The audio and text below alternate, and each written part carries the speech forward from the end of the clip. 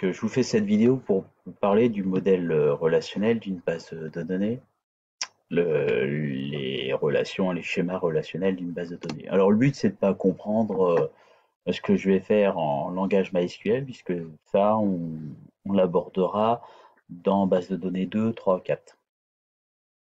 Mais c'est pour vous montrer. Voilà, j'ai ici, j'ai accès à mon ensemble de bases de données. Euh, je vais demander.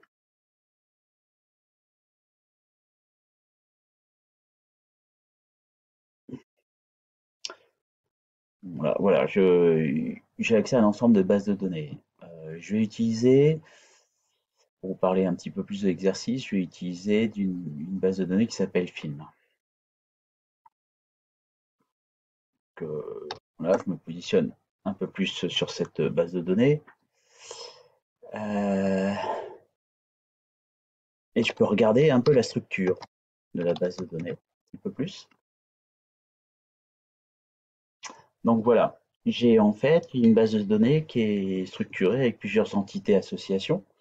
Alors, j'ai une entité artiste, j'ai une entité film, j'ai une entité internaute, j'ai une entité notation, une entité pays et une association rôle.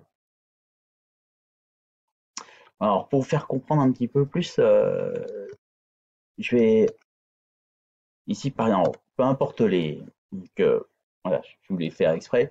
Je suis en train de lister un petit peu toutes les informations d'une des entités, qui était l'entité artiste. Donc, voilà, je me retrouve avec énormément d'informations. Et en fait, cette représentation des informations, on va dire qui ont des relations les unes avec les autres. Là, le nom, le prénom des artistes. Là, ici, c'est la date de naissance. Là, ici, c'est l'identifiant de l'artiste. Cette représentation, là, c'est ce qu'on appelle une relation. Je peux vous en montrer d'autres.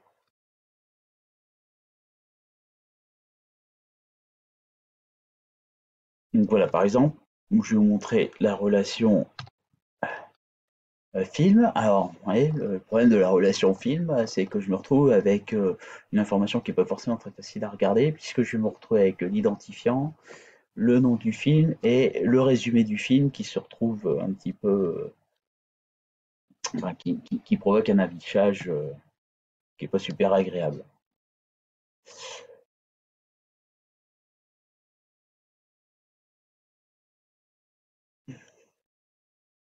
Donc là, par exemple,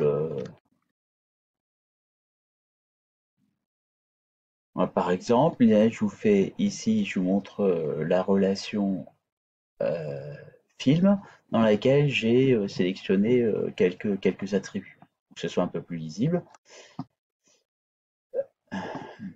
Donc voilà, en fait, je demande à l'identifiant du film est indiqué ici et dans ma commande, qu'on verra un peu plus tard. Hein, je vous rappelle, le but c'est pas du tout de comprendre les commandes là pour l'instant, les différents ordres. Voilà, j'affiche pour les identifiants inférieurs à 60. Donc voilà, cette représentation, c'est ce qu'on appelle une relation. Donc c'est un petit peu le but du chapitre, de construire des relations, de comprendre comment elles sont décrites, comment on peut les organiser les unes avec les autres, quelles sont les dépendances entre les différentes relations. Et ici, on commence à comprendre qu'il y a une dépendance entre le film et le réalisateur, c'est-à-dire que là, La Guerre des Étoiles a été réalisée par quelqu'un dont qui appartient à la relation artiste et qui a pour identifiant dans la relation artiste un. Donc voilà, donc j'arrête la vidéo un petit peu de présentation, c'était pour vous faire voir un petit peu plus.